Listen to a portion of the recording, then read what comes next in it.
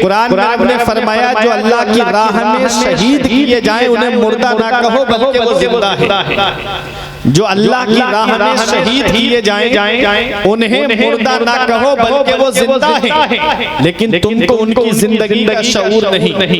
गाजी पाक ने जामे शहादत नोश किया है और आप देखें गाजी पाक की तो बहुत बड़ी शान है। गाजी पाक का तो बहुत बड़ा मकाम व मर्तबा है। आपने जब बहराइच में हाजिरी दी होगी तो वहाँ एक मजार रोड पर बीच रोड पर आपने देखा होगा खंजर शहीद रहमतुल्लाह अलैह का। ये क्या है? इनका एक मजार शरीफ कैसरगंज के पास में बना हुआ है।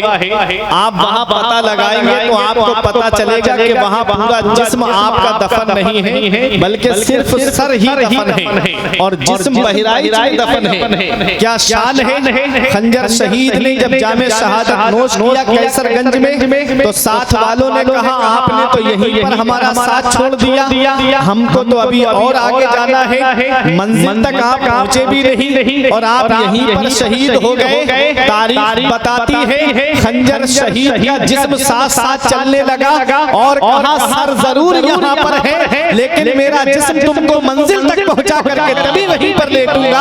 आज भी बहराइच में उनका जिस्म मुबारक दफन है और जब आप रोडवेज वाले रास्ते से जाएंगे तो रास्ते में उनका मजार शरीफ पड़ेगा।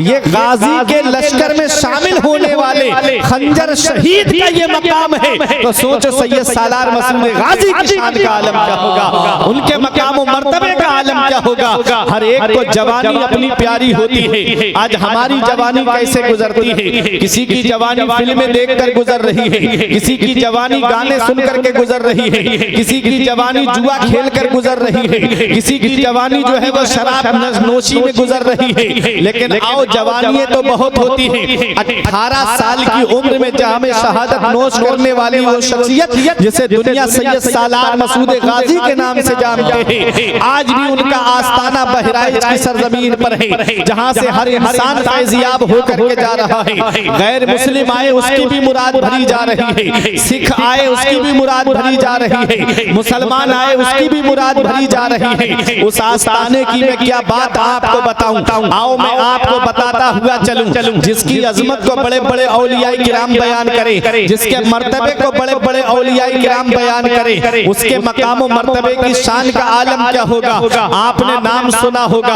हजरत सैयद शरफुद्दीन यहिया मुनीरी का। ये बिहार की सरजमीन पर इनका मजार है, इन्हें कुतुबे बिहार भी कहा जाता है। ये वही सैयद शरफुद्दीन यहिया मुनीरी है जिन्होंने अपने इंतकाल से पहले वसीयत की थी कि मेरी जो नमाज जनाजा पढ़ाएगा वो सैयद आली नसब सहीहुन नसब होगा और तारिकुस सल्तनत होगा, अपनी बादशाहत को छोड़ करके आएगा और क़िरात सबा का कारी होगा। अल्लाहु अकबर। जब आपका विसाल हुआ तो लोग उस मुसाफिर का इंतजार करने लगे, कौन आ रहा है, जिसे दुनिया वाले मखदूम अशरफ जहां सिमनानी के नाम से जानते हैं, जिनका मजार किछोछा की सरजमीन पर है। आज भी किछोछा की सरजमीन पे जाकर के देखो, चाहे कितनी भी बड़ी बीमारी क्यों ना हो, चाहे कितना भी बड़ा भूत प्रेत का असर क्यों ना हो, चाहे जिन्नात ने उसको परेशान कर रखा हो, ले जाओ उसको किछोछा की सरजमीन पर और किछोछा की सरजमीन पर बड़े से बड़ा जिन्न भागता हुआ नजर आता है। और कैसी भी बीमारी हो, एक बार नीर शरीफ के अंदर गुस्ल कर ले, अल्लाह ताला मखदूम अशरफ जहांगीर सिमनानी के वसीले से उसको शिफा अता फरमा देता है। सुभान अल्लाह, जिंदाबाद। वो आस्ताना किछोछा की सरजमीन पर है, जरा जाकर के तो देखो, वहाँ अल्लाह का वली लेटा हुआ है। आज हमारे पास में अगर छोटा सा ओहदा आ जाए तो हम ये सोचते हैं कि ये ओहदा हमारे पास से जाए नहीं। अगर मिसाल के तौर पे मैं आपको बता रहा हूँ, बस मिसाल से आप समझिएगा, अगर गांव में कोई एक भाई प्रधान बन जाए तो उनके दिल में ये तमन्ना रहती है कि अब ये प्रधानी की कुर्सी मेरे पास से जाए नहीं, बल्कि अब मैं ही प्रधान रहूं। ये हालात रहते कि नहीं। लेकिन आओ मखदूम अशरफ जहांगीर सिमनानी को देखो, 15 साल की उम्र में आप बादशाह बने थे और 22 या 23 साल की उम्र में आपने बादशाहत को छोड़ दिया था। और जब बादशाहत को छोड़ा, फकीराना लिबास पहना, जब बादशाह थे तो सिर्फ सिमनान और कुर्बो जवान के लोग जानते थे, और जब से बादशाहत को छोड़ा है और अपने आप को अल्लाह अल्लाह में लगाया है। रब ने उनका नाम अंधेरे में नहीं रहने दिया। जब बादशाह थे तो सिमनान और कुर्बो जवार के लोग जानते थे। आज मखदूम अशरफ सिमनानी को वो मकाम मिला है, वो मर्तबा मिला है, वो अजमत मिली है, वो शान मिली है, वो मकाम सुरैया मिला है कि आज दुनिया के किसी कोने पे जाकर के देखो मखदूम अशरफ सिमनानी को दुनिया जानती है। अरे जमीन के ऊपर की बात तो बहुत दूर है, जमीन के नीचे जहां जिन्नात रहते हैं उस जिन्नातों में भी मखदूम अशरफ जहांगीर सिमनानी का चर्चा होता है। नारे तकबीर, नारे रिसालत, फैज़ाने औलिया। वो है अल्लाह के वली कि छौछा में लेते हुए आ रहे हैं सल्तनत छोड़ करके, फकीराना लिबास पहन करके। सैयद शरफुद्दीन याहिया मुनीरी ने फरमाया था मेरे जनाजे की नमाज वो पढ़ाएगा जो सैयद सहीहुन नसब होगा, क़िरात सबा का कारी होगा और सल्तनत हुकूमत छोड़ करके आ रहा होगा। लोगों ने मुरीदीन ने देखा, समझ गए यही है। पूछा क्या आप सल्तनत बादशाह छोड़ के आए हैं? हाँ। कहा आप क़िरात सबा के कारी हैं? कहा हाँ। कहा सैयद सहीहुन नसब है? कहा हाँ। कहा आइए नमाज जनाजा पढ़ें। सुभान अल्लाह। मखदूम अशरफ जहांगीर सिमनानी ने नमाज जनाजा पढ़ाई। अब जब सैयद शरफुद्दीन याहिया मुनीरी को कब्र के अंदर रखा गया तो सैयद शरफुद्दीन याहिया मुनीरी का हाथ बाहर निकल गया। अब मुरीदीन हैरत में पड़ गए कि ये हाथ बाहर क्यों निकला। तो मखदूम अशरफ जहांगीर सिमनानी फरमाते हैं इनको मर्दाने गैब से एक ताज मिला था। इन्होंने वसीयत की थी कि जब मेरा इंतकाल हो जाए तो मेरी कब्र में रख देना। वो ताज तुमने नहीं रखा। एक मुरीद बोला मेरे पास है, वो लेकर के आया, ताज हाथ पे रखा, हाथ अंदर चला गया। ये है अल्लाह के वली, जिंदा हो जाते हैं जो मरते हैं हक के नाम पर। अल्लाह अल्लाह मौत को किसने मसीहा कर दिया। मखदूम अशरफ जहांगीर सिमनानी, ये सैयद शरफुद्दीन याहिया मुनीरी, इनके मुरीद ने पूछा था हुजूर क्या वजह है कि आज दुनिया के कोने कोने पे गाजी दूल्हा की याद मनाई जाती है। सैयद सालार मसूद गाजी को लोग याद करते हैं। ऐसा क्या है? जगह जगह उनकी यादगार बनी हुई है, लोग उनको याद करते हैं। तो सैयद शरफुद्दीन याहिया मुनीरी ने फरमाया कि इंसान सबसे ज्यादा मोहब्बत किससे करता है? कहा हुजूर आप बताएं। फरमाया इंसान सबसे ज्यादा मोहब्बत अपनी जान से करता है। इंसान को जान बहुत प्यारी होती है, अपनी जान नहीं दे सकता किसी के पीछे। कहा सैयद सालार मसूद गाजी ने अपनी जान को राह मौला में कुर्बान कर दिया। जब उन्होंने अपनी अजीज चीज को कुर्बान करवाया, रब ने फरमाया ए मेरे महबूब बंदे मसूद, तूने अपनी अजीज जान को मेरी राह में दिया है, मैं तेरा जिक्र पूरी दुनिया में आम करूंगा। यही वजह है कि आज पूरी दुनिया में सैयद सालार मसूद गाजी को याद किया जाता है। कहीं रज्जब सालार के नाम से याद किया जाता है, कहीं बाला सैयद के नाम से याद किया जाता है, कहीं बाला पीर के नाम से याद किया जाता है, कहीं बाले मियाँ के नाम से याद किया जाता है, कहीं गाजी दूल्हा के नाम से याद किया जाता है, कहीं गाजी पिया के नाम से याद किया जाता है, कहीं मसूद गाजी के नाम से याद किया जाता है, कहीं सैयद सालार मसूद गाजी के नाम से याद किया जाता है। और दुनिया यही पुकार के कहती है ज़मीने हिंद पर तेरा बड़ा एहसान है गाजी, ज़मीने हिंद पर तेरा बड़ा एहसान है गाजी, यहाँ के जर्रे जर्रे में तेरा फैजान है गाजी। और जनाबे खिज़्र को देखा है अक्सर तेरी गलियों में, है कितना मर्तबा अफजल तुम्हारा या मेरे गाजी। सुभान अल्लाह। ये है सैयद सालार मसूद गाजी। सैयद शरफुद्दीन याहिया मुनीरी फरमाते हैं गाजी दूल्हा की शान बयान करते हुए कि उनको अल्लाह ने वो मकाम दिया है कि जब चाहें जहां चाहें जिसे चाहें उसे नवाज देते हैं। सुभान अल्लाह। जब चाहें जहां चाहें जिसे चाहें उसे नवाज देते हैं। अब आप देख लो, आप इलाहाबाद की सरजमीन पे रहते हो, यहीं थोड़ी दूरी पे जाकर के आप देखोगे मानिकपुर है,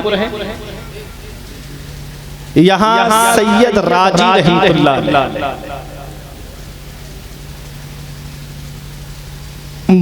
वसीयत बहराइच के गाजी दूल्हा के वसीले से दुआ मांगी और कहा हुजूर अल्लाह पाक ने अगर मुझे बेटा अता फरमाया तो मैं उसको लेकर के आपकी बारगाह में आऊंगा। अल्लाह ने बेटा अता फरमाया, लेकिन उस दौर में इतना ज्यादा पैसा तो था नहीं, गुर्बत का आलम था, ना जा सके, लेकिन फिक्र रहने लगी कि काश मेरे पास पैसा आ जाए तो मैं बहराइच अपने बेटे को लेके चला जाऊं, काश पैसा आ जाए मैं बहराइच पहुंच जाऊं। जब दिल का इज़्तिराब ज्यादा बढ़ गया, बेचैनी ज्यादा बढ़ गई, तो एक दिन उनके दरवाजे पर खुद मेरे सैयद सालार मसूद गाजी तशरीफ ले आए। कहा परेशान क्यों होते हो, तुम ना आ सके, लो हम तुम्हारे दरवाजे पर आ गए, हम आ गए, लाओ बेटा कहाँ है। बेटा लाए, ला करके कदमों में हजरत के लेटाया, हजरत ने उठाया, हजरत ने दुआएं दी, और जब हजरत चलने लगे तो बाहर घोड़े की लगाम पकड़े हुए कोई खड़े हुए थे, तो उन्होंने पूछा हुजूर ये कौन है। कहा ये सिकंदर दीवाना है जिसने शहादत के वक्त मुझको अपने हाथों पे लिया था। ये है सैयद सालार मसूद गाजी। सैयद शरफुद्दीन यहिया मुनीरी फरमाते हैं अल्लाह ने उनको वो शान अता फरमाई है, जब चाहे जहां चाहे जिसे चाहे उसे नवाज देते हैं। सैयद सालार मसूद गाजी का नाम आपने सुना, अब सुनिए। गाजी पाक के मजार पे जब हाजिरी देने जाएंगे तो एक साइड में एक छोटी सी कब्र बनी हुई है, नाम है ज़ोहरा बीबी। ये कौन है? इनकी आंखों की रोशनी नहीं थी, आंखों की रोशनी बड़ी हसीन और जमील थी, लेकिन आंखों की रोशनी न होने की वजह से, बीनाई न होने की वजह से घर वाले परेशान होते थे कि किसके साथ इसकी शादी होगी, आंखों में रोशनी तो है नहीं, परेशान रहने लगे। लेकिन घर में जब गाजी पाक का जिक्र होता था तो बीबी ज़ोहरा गाजी पाक का नाम सुनती थी और दिल ही दिल में गाजी पाक रज़ी अल्लाह तआला अन्हु से सच्ची मोहब्बत करने लगी।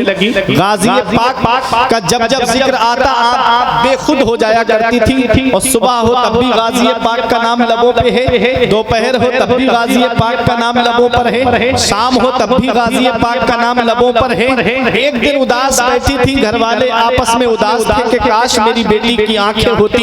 बेटी ने इतना सुना वो भी उदास हो गई। मेरे गाजी दूल्हा ने करम फरमाया, मेरे गाजी दूल्हा ने आवाज दी, ज़ोहरा, ए ज़ोहरा बीबी। आवाज सुनकर के आप बेचैन हो गई, आवाज देने वाला कौन है? कहा देखो, कहा आंखों में रोशनी होती तो देखती। मेरे गाजी दूल्हा ने दुआ की, परवरदिगारे आलम ने गाजी दूल्हा की दुआ के वसीले से बीबी ज़ोहरा को बीनाई अता फरमा दी, उनकी आंखों में रोशनी आ गई। गाजी दूल्हा के चेहरे की जियारत कर रही है बीबी ज़ोहरा। मेरे गाजी दूल्हा ये है सैयद सालार मसूद गाजी, जब चाहे जिसे चाहे जहां चाहे उसे नवाज दिया करते हैं। पूरी जिंदगी बीबी ज़ोहरा ने गाजी पाक के आस्ताने पे झाड़ू लगा करके गुजारी, पूरी जिंदगी बीबी ज़ोहरा ने गाजी पाक के आस्ताने की सफाई करते हुए गुजारी। गाजी दूल्हा के बराबर में आज उनका मजार बना हुआ है।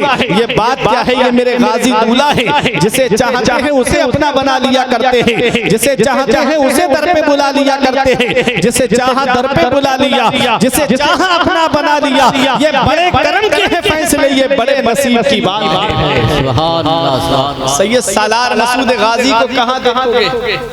मखदूम अशरफ जहांगीर सिमनानी बिहार से होते हुए बंगाल पहुंचे, पंडवा शरीफ जो मालदा टाउन की तरफ है बंगाल में। आपके पीरो मुर्शिद का नाम है शेख अलाउल हक पंडवी। 3 महीने पैदल चल कर के बहराइच आए, 3 महीने कयाम किया और फिर 3 महीने वापस जाने में लगे, 9 महीने लगे थे शेख अलाउल हक पंडवी। ये वो औलिया किराम हैं जिनके मर्तबे को जमाना समझ ना पाया, जिनके मुरीद की शान ये है। सैयद मखदूम अशरफ जहांगीर सिमनानी की अजमत और शान का ये आलम है कि आज तक दुनिया उनकी अजमत का सुराग ना लगा सकी, तो उनके पीर की शान का आलम वो पैदल चल करके बहराइच की सरजमीन पे गाजी दूल्हा के आस्थाने पे आ रहे। मुरीदों ने कहा हुजूर सवारी कर लेते हैं। कहा सवारी कर लूंगा, जल्दी पहुंच जाऊंगा, गाजी दूल्हा को सफर की कुल्फतें कैसे बताऊंगा। कहा हुजूर जूता पहन लीजिए। आज जूता पहनूंगा तो गाजी दुल्ला को सफर के हालात कैसे बताऊं। ये है सैयद सालार मसूद गाजी, बड़े बड़े औलिया किराम उस आस्ताने पे घुटनों के बल चलते हुए नजर आए। आज हम चलते हैं, हमें कुछ नजर नहीं आता। आज वहाँ मोटरसाइकिल चल रही है, कारें चल रही हैं, ट्रक चल रही है, तांगे चल रहे हैं, हमको कुछ नजर नहीं आता। जिनको नजर आया वो घुटनों के बल चलते हुए नजर आते हैं, जिनको नजर आया वो पंजों के बल चलते नजर आते हैं, जिनको नजर आया वो एड़ी के बल चलते हुए नजर आते हैं।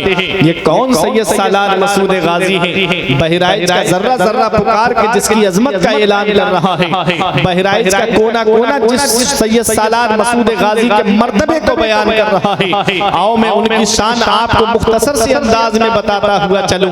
सैयद सालार मसूद गाजी का मर्तबा सुनने वालों, क्या मकाम दिया है अल्लाह ने सैयद सालार मसूद गाजी को, क्या शान अता फरमाई है अल्लाह ने सैयद सालार मसूद गाजी को। मखदूम अशरफ जहांगीर सिमनानी ने अक्सर बहराइच में आकर के सफर किया है और उस आस्ताने पे हाजिरी दी है। मखदूम अशरफ जहांगीर सिमनानी की सीरत में लिखी हुई किताब आप जब पढ़ेंगे लताइफ अशरफी के अंदर लिखा है कि सैयद मखदूम अशरफ जहांगीर सिमनानी जब बहराइच आए तो आपने गाजियाबाद के आस्ताने पे जब हाजिरी दी तो आपके साथ में हजरत सैयद अफजलुद्दीन अबू जाफर अमीर मह थे, जिनका मजार बहराइच में बना हुआ है। और इनके मजार की आज भी ये खासियत है कि अगर कोई इंसान झूठी कसम उस आस्ताने पे जाकर के खा ले तो वो तबाह बर्बाद हो जाता है। वो अल्लाह का वली भी बहराइच में लेटा हुआ है।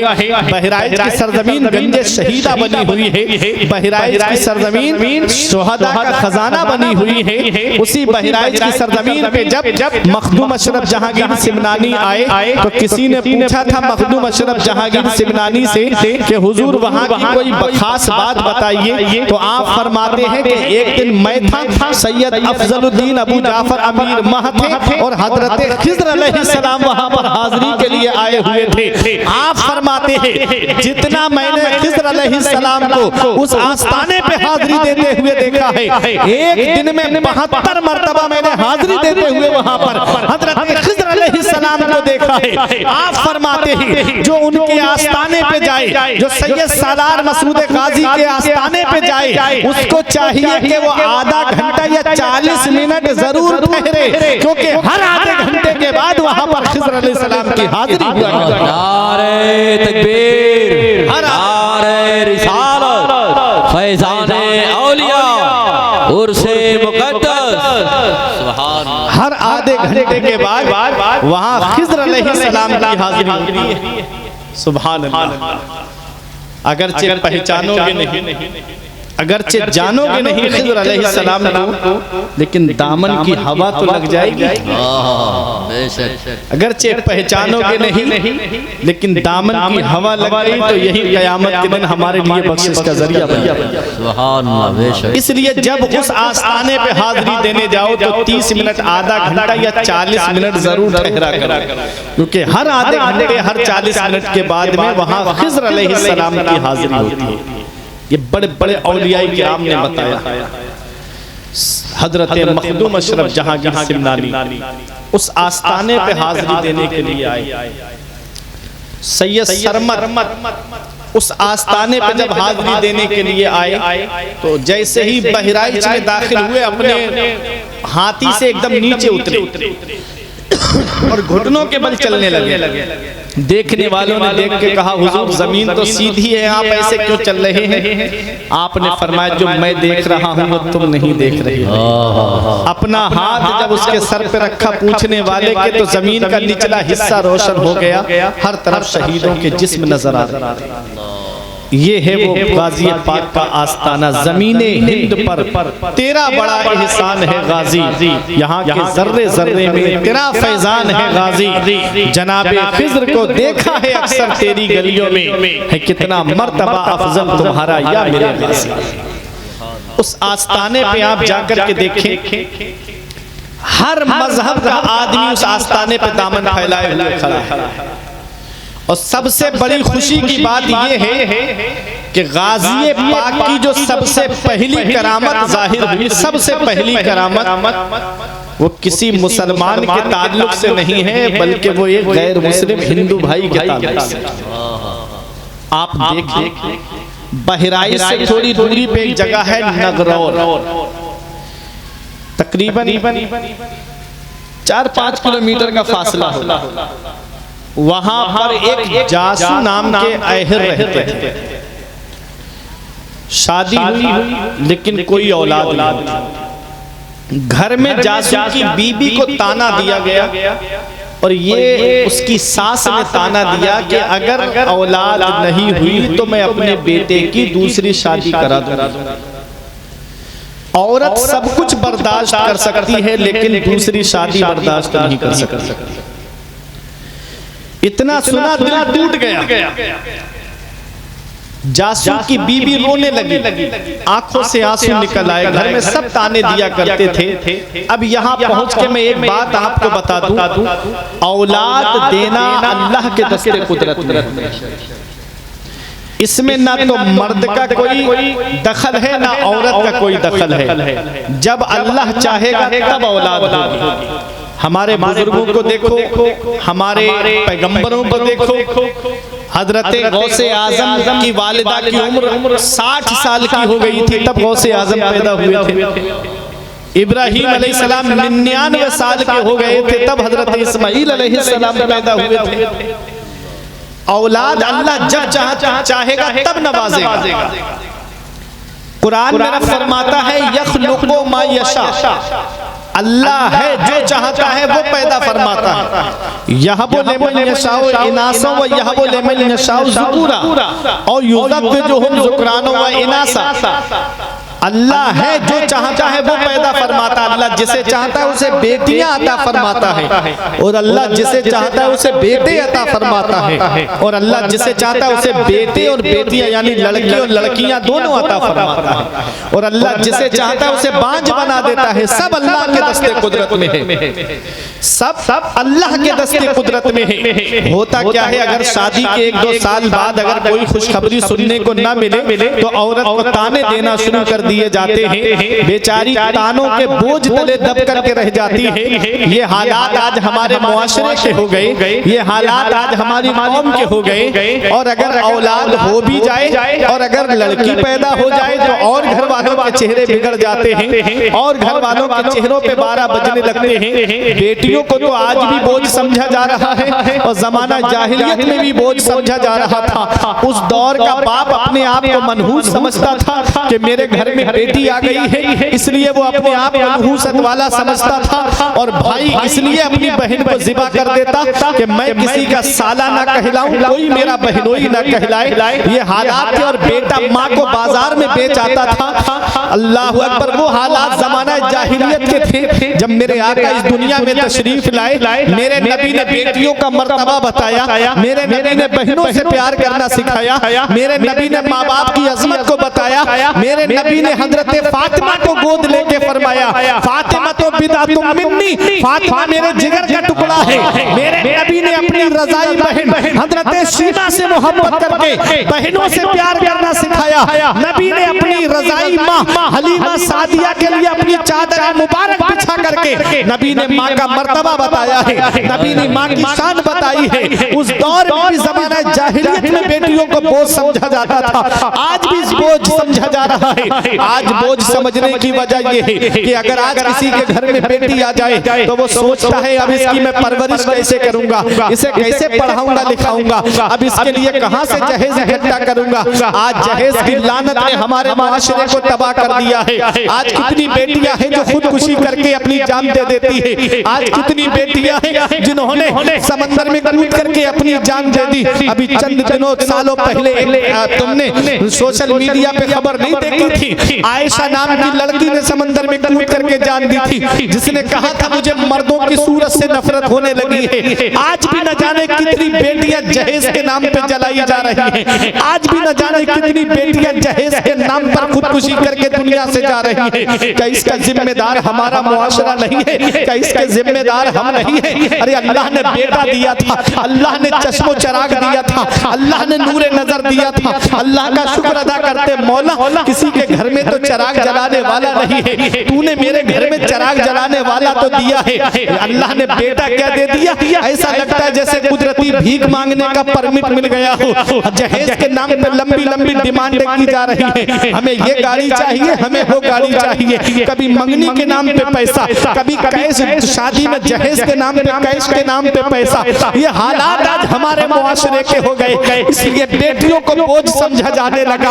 अगर तुम चाहते हो कि कामयाबी तुम्हारे कदम चूमे, अगर तुम चाहते हो कि सरदारी तुम्हारे कदम चूमे, अगर तुम चाहते हो दुनिया में आराम से रहना चाहते हो, तो नबी की सुन्नतों पे अमल करो, नबी के फरमाने आली शान पे अमल करो। मदीने वाले मुस्तफा चाहते तो अपनी बेटी फातिमा का निकाह मक्के और मदीने के सबसे अमीर घर में कर देते। मेरे नबी ने अपनी बेटी फातिमा का निकाह मौला अली शेर खुदा के साथ में किया, जिनके पास सिर्फ एक जोड़ कपड़े थे, तारीख में मिलता है, ना तो रहने के लिए मकान है, ना तो पहनने के लिए एक्स्ट्रा कपड़े हैं। वो मौला अली शेर खुदा के साथ में नबी ने अपनी बेटी फातिमा का निकाह किया। और कितना जहेज दिया था। जब हजरत अबू बकर सिद्दीक ने कहा या रसूल अल्लाह, आज हमसे मशवरा नहीं करेंगे, आका आज मेरी दौलत कब काम आएगी, आका मेरा पैसा कब काम आएगा? फरमाया इसलिए, कहा या रसूल अल्लाह इजाजत दीजिए मैं इतना जहेज इकट्ठा करूं ताकि बड़े से बड़ा सरदार देखे कि नबी ने अपनी लाडली बेटी फातिमा को कितना जहेज दिया है। नबी की आंखों में आंसू आ गए। नबी ने फरमाया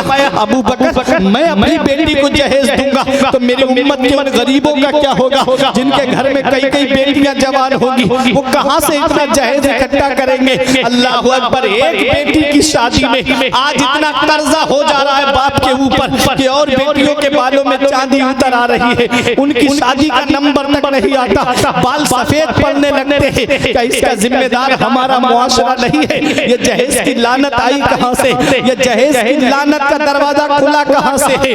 याद रखो मदीने वाले मुस्तफा ने इतना मुख्तसर सा जहेज दिया अपनी बेटी को। नबी ने एक गद्दा दिया जिसके अंदर खजूर के पत्ते भरे हुए थे। नबी ने एक चक्की दी ताकि गल्ला घर में पीस लिया करे। नबी ने एक मश्क दी ताकि कुएं से पानी भर लाया करे। नबी ने कुछ मिट्टी के बर्तन दिए। मदीने वाले मुस्तफा ने ये मुख्तसर सा जहेज दिया।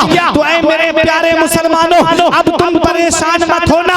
अगर कोई अमीर आदमी सीना तान के ये कहे मैंने अपनी बेटी को उतना जहेज दिया है जितना फला नेता ने अपनी बेटी को दिया है, तो तुम भी सीना तान के कह देना मैंने अपनी बेटी को उतना जहेज दिया है जितना मदीने वाले मुस्तफा ने अपनी बेटी फातिमा को दिया है। अमीर तेरे लिए उस अमीर का तरीका मुबारक हो और मेरे लिए मदीने वाले मुस्तफा की सुन्नत मुबारक। नारे तकबीर, नारे रिसालत, फैज़ाने मदीना शरीफ।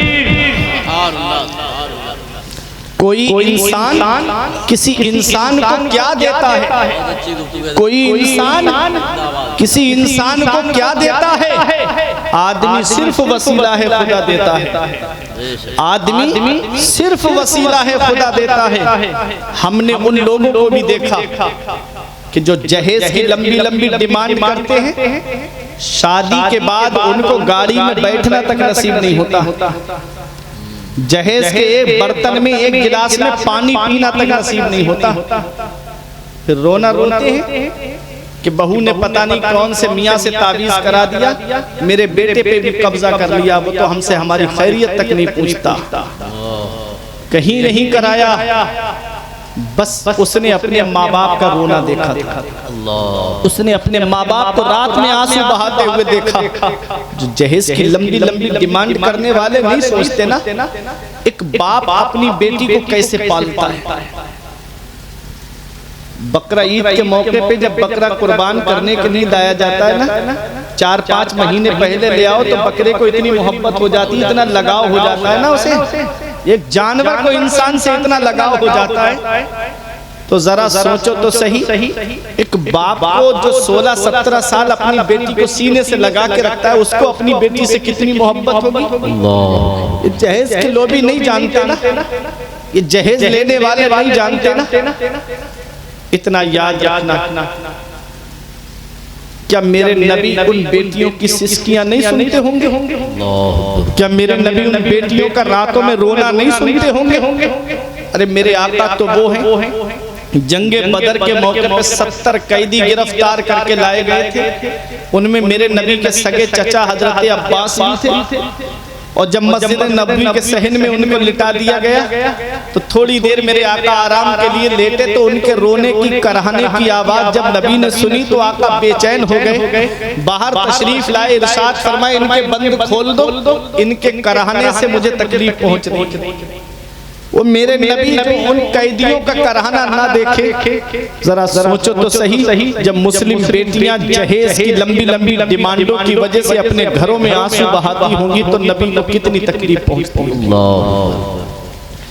मदीने वाले मुस्तफ़ा सल्लल्लाहु अलैहि वसल्लम ने फरमाया, जो निकाह को आसान करेगा मैं क़यामत के दिन उसकी शफाअत करूंगा। निकाह को आसान करो, जिना दुश्वार हो जाए। आज जिना आसान हो गया, निकाह दुश्वार हो गया। आज निकाह दुश्वार हो गया। लंबी लंबी डिमांडें, 500-500 600 की बारात लेकर के इंसान जाता है। उस बेचारे ने 200 आदमियों का इंतजाम किया, 200 से जोड़ के 250 कर देता है, थोड़े बहुत बढ़ जाएंगे चलो 250, ये साहब डबल लेके पहुंच गए 500 की बारात। वो अपनी इज्जत बचाने के लिए गरीब कहां से कर्ज करके इन मेहमानों का पेट भराता है।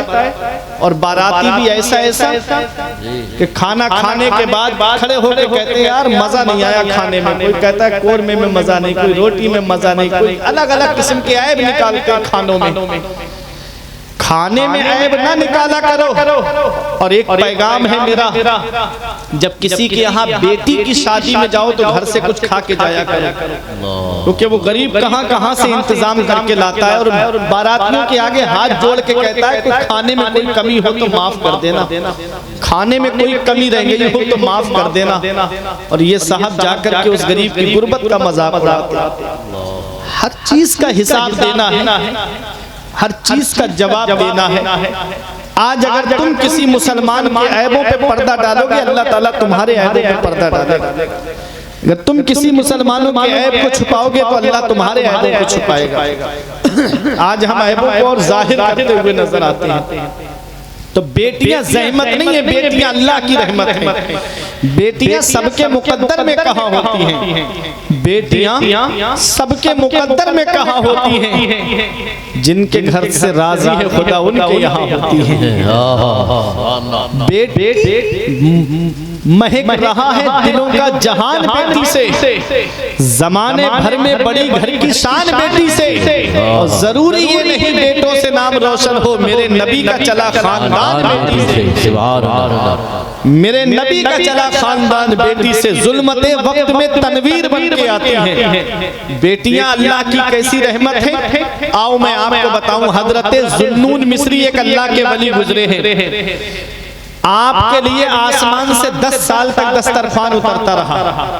आप खाना खाते थे, 10 साल तक आसमान से दस्तरखान आता, जन्नती खाना। सुभान अल्लाह, माशाअल्लाह। एक दिन दिल में ये ख्याल आया कि ये खाना मुझको मेरे नसीब से आता है, मैं अल्लाह की इबादत करता हूँ, अल्लाह का वली हूँ। 10 साल के बाद जब उनकी बेटी का इंतकाल हो गया तो वो दस्तरखान आना बंद हो गया। जब दस्तरखान आना बंद हो गया तो अल्लाह के वली सर पकड़ के कह रहे थे ये खाना मुझको मेरे नसीब से नहीं आता था, बल्कि मेरी बेटी के नसीब से मिला करता। ये खाना मुझको मेरी बेटी के नसीब से मिलता था।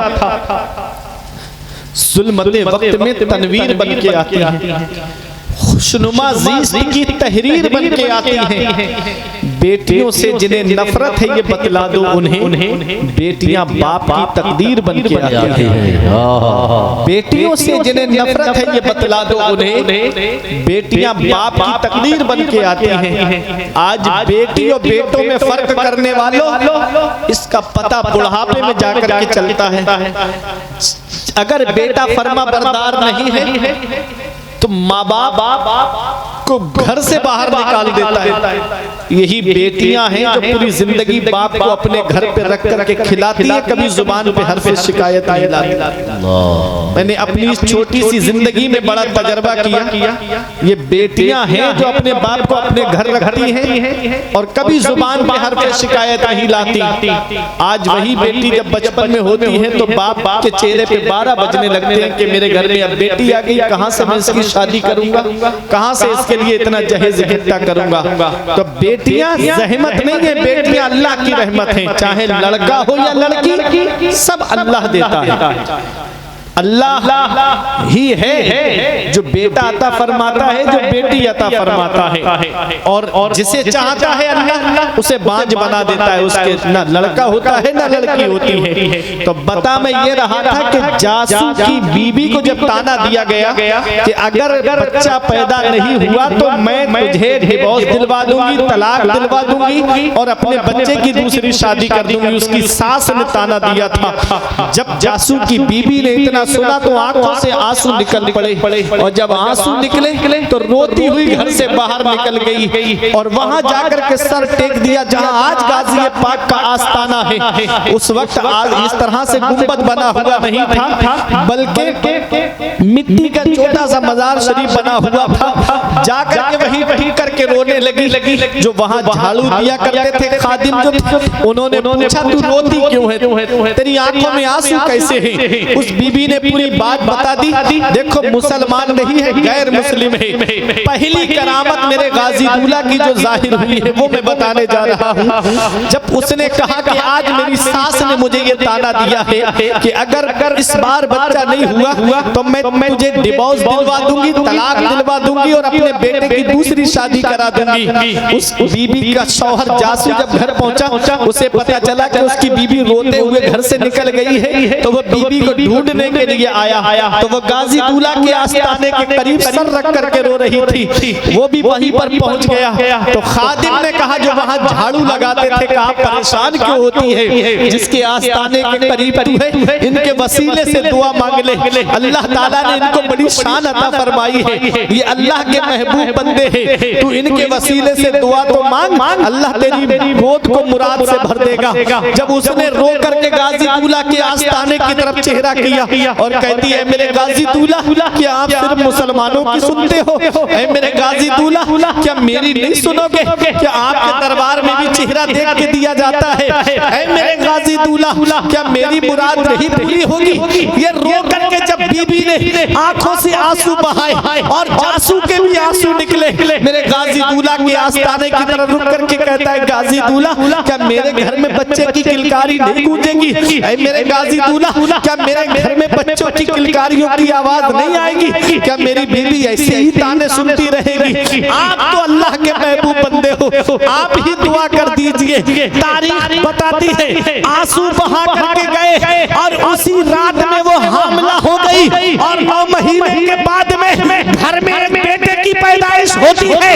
जब बेटे की पैदाइश हुई तो उसे बहराइच लेकर के गाजी दूल्हा के आस्ताने पे लेकर के जब जासू और उसकी बीबी आई तो फख्र से झूम के कह रही थी आज हमारी जो गोद भरी है वो किसी और के वसीले से नहीं बल्कि बहराइच के गाजी दूल्हा के वसीले से बनी है। नारे तकबीर, नारे रिसालत, फैजाने गाजी शान वो है सैयद सालार मसूद गाजी। मरीज आए शिफा पाएं, शिफा पाकर चले जाए। मरीजों के लिए गाजी खुला दरबार रखते हैं और जमीने हिंद पर तेरा बड़ा एहसान है गाजी। यहाँ के जर्रे जर्रे में तेरा फैजान है गाजी। जनाबे खिज्र को देखा है अक्सर तेरी गलियों में, न जाने किस बुलंदी पर तेरा दरबार है। वहाँ चेहरा देख के नहीं दिया जाता है। और एक और बात मैं आपको बताऊं, कोड़ का मरीज, बर्स सफेद दाग का मरीज, मादरजाद अंधे, बांझ, अगर आपको उस आस्ताने की शान देखनी है तो आज भी उस आस्ताने से शिफा पाने वालों का पूरा बैकग्राउंड दरगाह शरीफ के अंदर रखा हुआ है। हर साल जब गुस्ल दिया जाता है दरगाह शरीफ को उर्स के मौके पे, और उस गुसाले का पानी जो है वो एक हौज में जमा होता है। कोड़ी, सफेद दाग वाले, अंधे, बांझपन वाली औरतें सब लाइन लगाए खड़े हुए होते हैं हौज के इर्द। जैसे ही पानी आता है उसमें डुबकी लगाते हैं। गाजी पाक के वसीले से कोढ़ की बीमारी दूर हो जाती है, अल्लाह ताला शिफा अता फरमाते। अंधों को आंखें मिल गई उस आस्ताने पर, कोड़ियों का कोढ़ दूर हो गया उस आस्ताने पर। अल्लाह ने गाजी दूल्हा के वसीले से साहिब औलाद बना दिया। उसमें मैंने लिस्ट पढ़ी थी जिन लोगों ने वहां शिफा हासिल की, यकीन मानना मैं वो लिस्ट आपको भी दिखा सकता हूं। उस आस्ताने पे शिफा पाने वालों में मुसलमानों से ज्यादा गैर मुस्लिम यानी हिंदू लोग थे जिन्होंने उस आस्ताने से शिफा हासिल की। आज भी वो आस्ताना बिला तफरीक मजहब व मिल्लत हर एक की झोली को भर रहा। चेहरा देख के गाजी दूल्हा नहीं देते हैं, हिंदू हो के मुस्लिम हो, अपना हो पराया हो, महरूम नहीं कोई गाजी तेरी चौखट। सबके दामन को गाजी दूल्हा मुरादों से पुर कर रहे हैं। बड़े बड़े औलिया किराम उस आस्ताने पर जब हाजिरी देने के लिए आए तो घुटनों के बल चलते हुए नजर आए। आप देख बड़े बड़े बादशाह उस आस्ताने पे हाजिरी देने आए। सफरनामा इब्ने बतूता पढ़े। इब्ने बतूता कहता है कि मैं भी आया था बहराइच में गाजी दूल्हा के आस्ताने पे हाजिरी देने के लिए। तारीख फरिश्ता किताब पढ़े, उसमें आप देखें गाजी दूल्हा की शान है। तारीख हिंद पढ़ करके देखें, उसमें मेरे गाजी दूल्हा की अजमत और शान को बयान किया गया है। आला हजरत ने अल मलफूज शरीफ के अंदर गाजी दूल्हा की अजमत को बयान किया है। हुजूर मुहद्दिस अलल इतलाक शेख अब्दुल हक मुहद्दिस देहलवी ने अपनी किताब अखबारुल अखयार के अंदर सैयद सालार मसूद गाजी की अजमत को बयान किया है।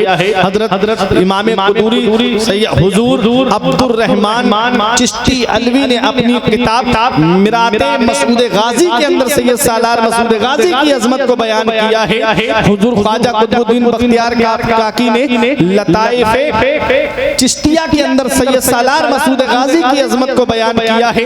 हजरत बाबा फरीदुद्दीन गंजे शकर की सीरत पे लिखी हुई किताब सीरत बाबा फरीदुद्दीन में मेरे गाजी की अजमत को बयान किया गया है। मखदूम बंदगी की किताब सीरत मखदूम बंदगी में मेरे गाजी की अजमत को बयान किया गया है। सीरत सैयद शाह अब्दुल रज़्ज़ाक बासरी में मेरे गाजी की अजमत और शान को बयान किया गया है। जिनकी अजमत को जमाना समझ ना पाया, जिनके रुतबे को जमाना समझ ना पाया, जिनके मकाम को जमाना समझ ना पाया, जिनकी बुलंदी को जमाना समझ ना पाया, वो मेरे गाजी की अजमत को बयान कर रहे हैं। क्या कोई ख्वाजा कुतुबुद्दीन बख्तियार काकी की अजमत को समझ पाया? क्या कोई बाबा फरीद की अजमत को समझ पाया? क्या कोई हुजूर मखदूम अशरफ जहांगीर सिमनानी की अजमत को समझ पाया? क्या कोई आला हज़रत की अजमत को समझ पाया? ये मेरे गाजी दूल्हा की अजमत को बयान कर रहे हैं और पुकार पुकार के कह रहे हैं ज़मीने हिंद पर तेरा बड़ा एहसान है गाजी, यहाँ के जर्रे जर्रे में तेरा फैजान है गाजी। जनाबे खिज़्र को देखा है अक्सर तेरी गलियों में, न जाने किस बुलंदी पर तेरा दरबार है। सुभान अल्लाह, सुभान अल्लाह। ये है सैयद सालार मसूद गाजी जिनका आस्ताना बहराइच की सरजमीन पर है। आज भी जाकर के आप देख सैयद सालार मसूद गाजी के आस्ताने से आज भी लोगों की मुरादें दामने मुराद को गौहरे मुराद से पुर किया जा रहा है। कहाँ कहाँ बताऊं मैं सैयद सालार मसूद गाजी की कौन कौन सी करामत को मैं आपको बताऊं। आप देखें जब बादशाह फिरोज शाह तुगलक इस आस्ताने पे हाजिरी के लिए आया तो उस वक्त सैयद अफजलुद्दीन अबू जाफर अमीर माह से कहता है हुजूर मेरी हाजिरी करा दीजिए। आपने फरमाया आस्ताना खुला हुआ है, जा चला जा, उनके लिए कोई रोक टोक तो है नहीं, जो चाहे वो हाजिरी दे। कहता है हुजूर आप चले मेरे साथ में हाजिरी देने के लिए, तो क्या ही बात होगी। आपने कहा चलो। जब चलने लगे तो अल्लाह के वली कभी पंजों के बल चले, कभी एड़ी के बल चले, कभी अपना कदम इधर रखें, कभी अपना कदम इधर रखें। बादशाह कहता है रास्ता तो सीधा है, आप ये कदम इधर उधर क्यों रख रहे हैं? तो सैयद अफजलुद्दीन अबू जाफर अमीर माह फरमाते हैं बादशाह जो मैं देख रहा हूँ वो तू नहीं देख रहा है। बादशाह ने कहा आप क्या देख रहे हैं? तो आपने अपनी टोपी बादशाह के सर पे रख दी। जैसे ही बादशाह के सर पे टोपी टोपी रखी गई, जमीन का निचला हिस्सा रोशन हो गया, हर तरफ शहीदों के जिस्म नजर आने लगे। अब बादशाह से कहा आगे बढ़ो, बादशाह कहता है मैं तो एक कदम आगे नहीं बढ़ सकता। आपने फरमाया बादशाह तुझ में और मुझ में यही फर्क है, तू बगैर देखे चल रहा है और मैं देख करके चल रहा हूँ। अब बताना मकसद ये है, अब ये उलमा दुआओं से नवाजेंगे। अरे सैयद सालार मसूद गाजी के आस्थाने पर झाड़ू लगाने वाले की शान का ये आलम है कि जब अपनी टोपी बादशाह के सर पे रख दे तो जमीन का निचला हिस्सा रोशन हो जाए। तो बताओ सैयद सालार मसूद गाजी की शान का आलम क्या होगा, उनके मर्तबे का आलम क्या होगा जब उनके गदा भर देते हैं शाहाने जमाना की झोली, जब उनके गदा भर देते हैं शाहाने जमाना की झोली। मोहताज का जब ये आलम है, मुख्तार का आलम। नारे तकबीर, या जिंदाबाद जिंदाबाद, अल्लाह अकबर, या रसूल अल्लाह, क्या कहने, जिंदाबाद माशाअल्लाह। चाहे तो इशारों से अपने काया ही पलट दे दुनिया की, ये शान है उनके गुलामों की, सरदार का आलम क्या होगा। उनके आस्थाने पे झाड़ू लगाने वालों की ये शान है, तो सोचो जिसका आस्थाना है उसकी शान का आलम क्या होगा, उसके मर्तबे का आलम क्या होगा, उसकी बुलंदी का आलम क्या होगा, उसके मकाम का आलम क्या होगा। अल्लाह अकबर। वो सैयद सालार मसूद गाजी है, बहराइच का जर्रा जर्रा पुकार के कह रहा है ज़मीन हिंद पर तेरा बड़ा एहसान है गाजी, यहाँ के जर्रे जर्रे में तेरा फैजान है गाजी। जनाबे खिज़्र को देखा है अक्सर तेरी गलियों में, न जाने किस बुलंदी पर तेरा दरबार है गाजी, न जाने किस बुलंदी पर तेरा दरबार है गाजी।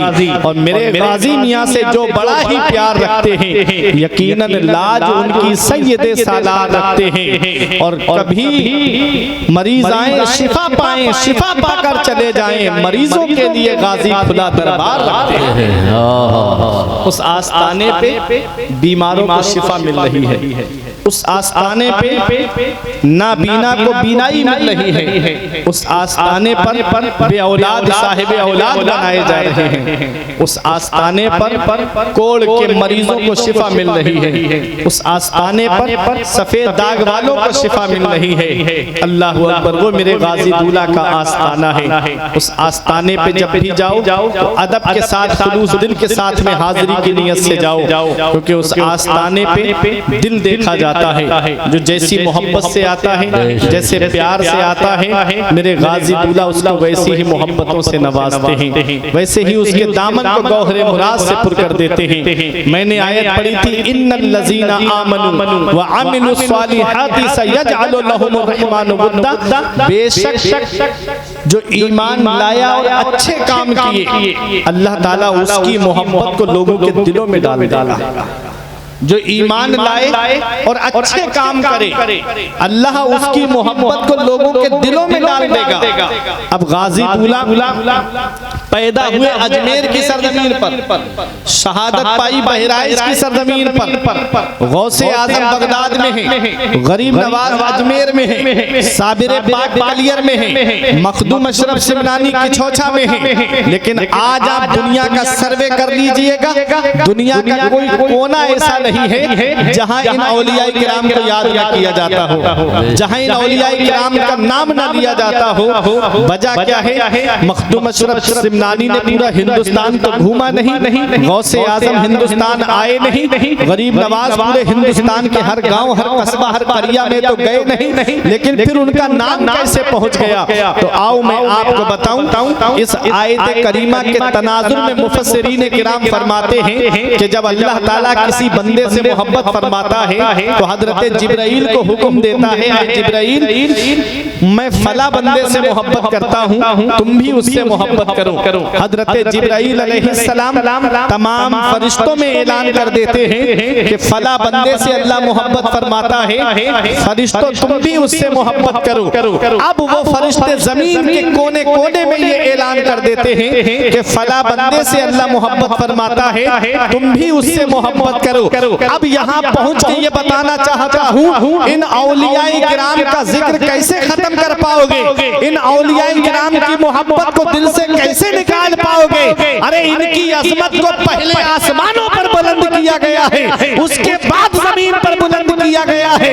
जो औलियाए किराम के जिक्र को मिटाने की बात करते हैं वो खुद को दुनिया से मिट जाएंगे, लेकिन उनका जिक्र कभी खत्म नहीं होगा। आला हजरत पुकार के कहते हैं, तू घटाए से किसी के ना घटा है ना घटे, जब पढ़ाए तुझे अल्लाह ताला तेरा, और मिट गए मिटते हैं, मिट जाएंगे आदा तेरे, ना मिटा है ना मिटेगा कभी चर्चा तेरा।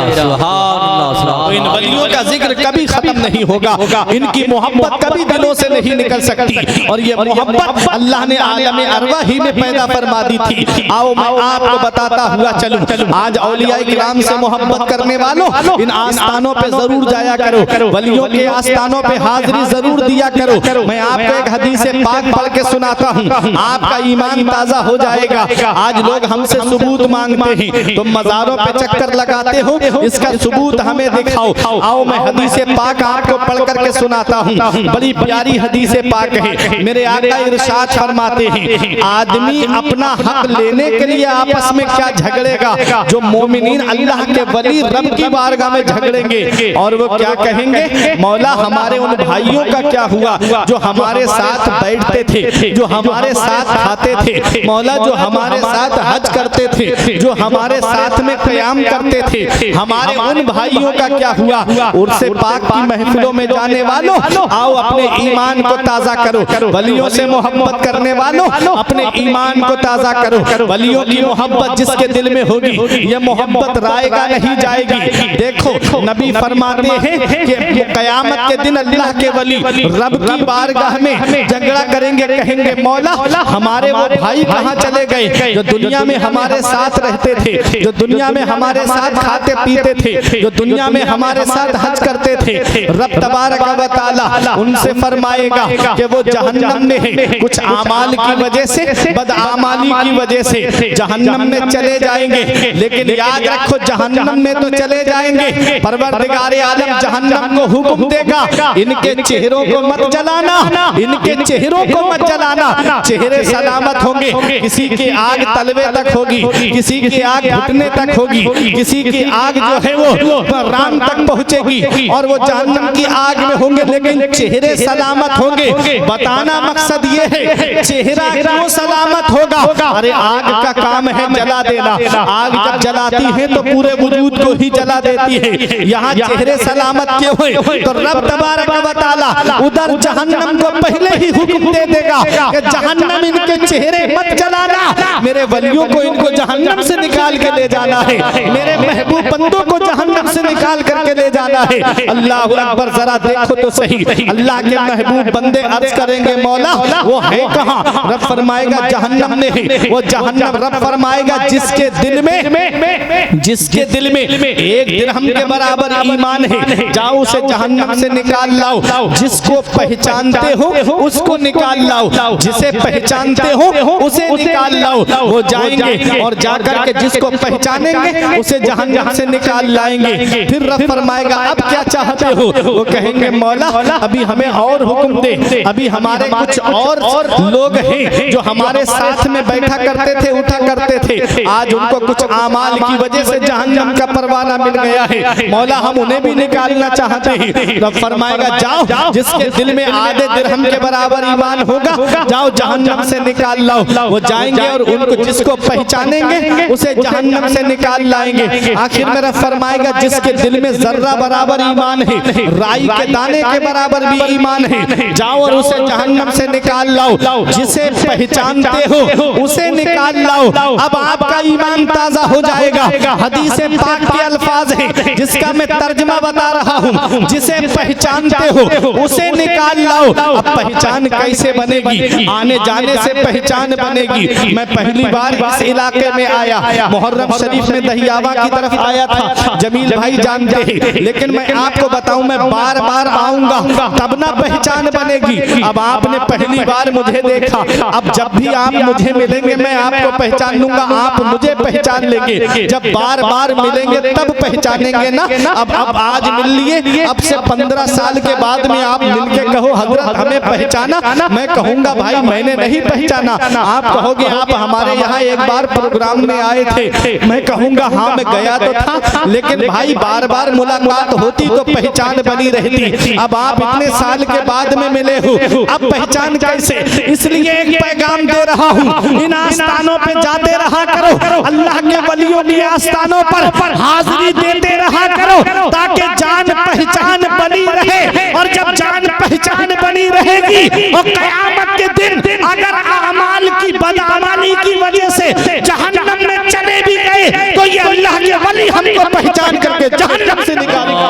नारे तकबीर, नारे रिसालत, उर्से मुक़द्दस, फैज़ाने औलिया हज़रत अल्लामा मौलाना फुरकान निज़ाम बंदरी साहब की क्या बात है। ऐसी बुलंदियों के मीनारों पे जाइए, उठकर जमीन से चांद सितारों पे जाइए। अजमत जो चाहते हो मेरा मशवरा सुनो, अल्लाह के वली के मज़ारों पे जाइए। सुभान अल्लाह। और ये वो दुआ है जो सब कुछ खरीद सकती है, तुमको मुझको खरीद सकती है। मैं कैसे कह दूं कि वलियों से कुछ नहीं मिलता, जुबैदा बीबी जब जन्नत खरीद सकती है। मैं कैसे कह दूं कि वलियों से कुछ नहीं मिलता, जुबैदा बीबी जब जन्नत खरीद सकती है। इसलिए इन आस्थानों पे जरूर हाजिरी दिया करो, इन अल्लाह वालों के आस्थानों पे जरूर जाया करो, ताकि जान पहचान बनी रहे। बार बार जाओगे तो पहचान बनी रहेगी। और आपने देखा होगा एक वो फकीर होता है जिसने एक बार मांगा और नहीं मिला तो चला गया आगे। एक वो है जो पीछा लेकर पड़ जाता है कि नहीं देना है, दोगे तभी जाऊंगा, दोगे तभी जाऊंगा। तो घर वाले क्या कहते हैं, अरे दो यार इसको आगे बढ़ाओ।